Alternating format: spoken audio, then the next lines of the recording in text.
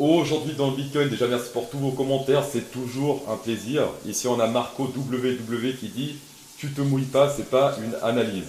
Alors c'est faux, c'est du fake news. Je suis sous la douche afin de vous garantir une analyse technique selon les règles de l'art de Marco WW.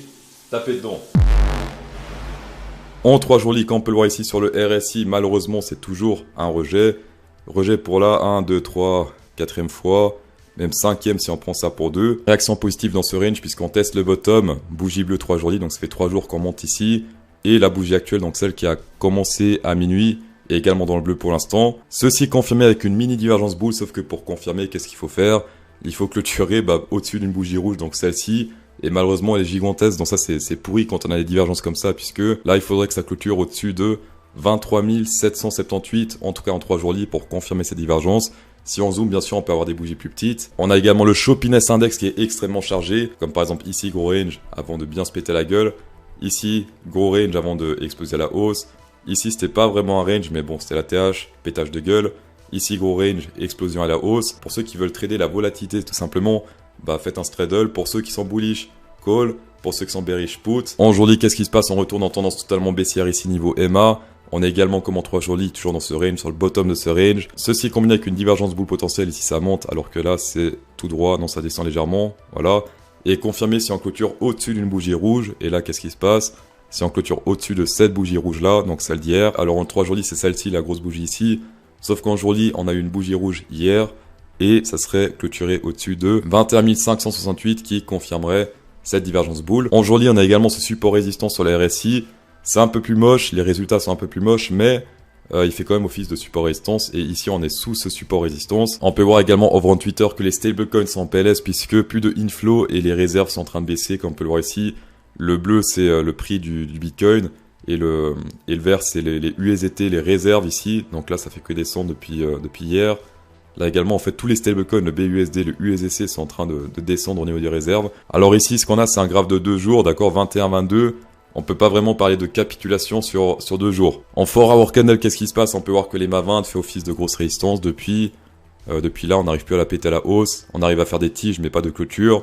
Et depuis, ici, on se fait rejeter. La bougie actuelle est en train de fighter contre cette résistance MA20. Donc une clôture au-dessus serait sympathique. Ce qui serait encore mieux, c'est une clôture au-dessus de cette résistance jaune ici, diagonale. Et également attention aux divergences bear potentielles, puisque là ça descend alors qu'ici ça monte. Annulé si on clôture au-dessus de 21 539. On n'oublie pas également ce Shark Bull. Alors ça dit que CryptoSauce il se mouille pas alors que je partage littéralement un indicateur à 400 € gratuitement. Et j'annonce les targets, donc target 1 ici, 22 685 et stop loss c'est ici vers les 20 548.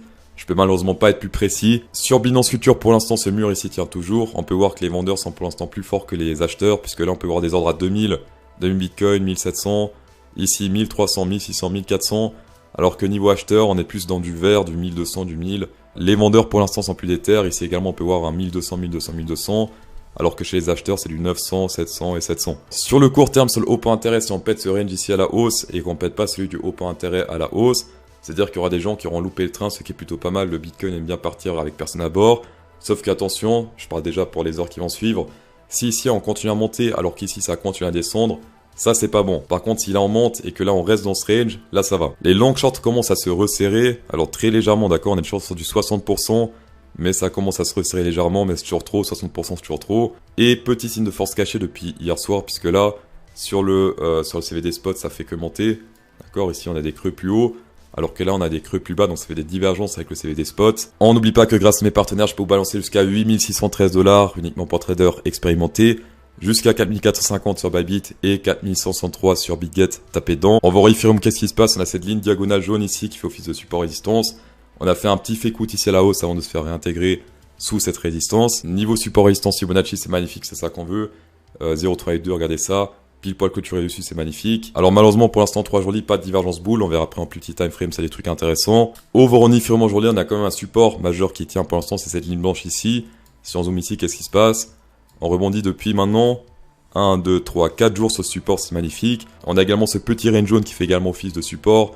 On est également dans cette zone-là. Est-ce qu'on est sur des divergences ici? Alors sur le VMC, si on descend ici, hop, donc ici, boule verte, on descend légèrement.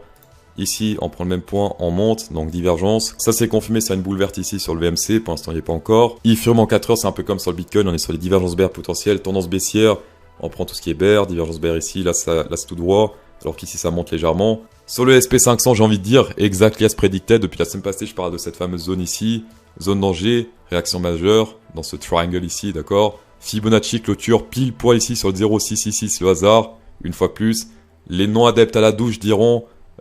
niveau Ishimoku, et ensuite la tige pile poil sur cette résistance là, résistance jaune, rejet à la baisse, c'est magnifique. Et pour les traders VMC également, divergence bear confirmée sur cette bougie là, bougie rouge, donc on peut prendre. Alors oui, c'est de la contre-tendance ici, d'accord, mais résistance majeure ici, 0,66, grosse résistance depuis la TH ici. Donc si on voit des signes de faiblesse ici, on peut prendre. Et sinon pour la chute ici, simplement faire attention aux divergences boules puisque la tendance est toujours haussière. Et ici, là, ça monte pour l'instant, alors que là, c'est tout droit sur le RSI, donc attention à ça. Dans tous les cas, merci d'avoir checké cette vidéo sur un plaisir, Space Algo. 10% de rabais avec CryptoSauce 10, tapez dedans. Insérez un pouce bleu dans cette vidéo pour incrémenter encore plus le plaisir. Et bonne soirée.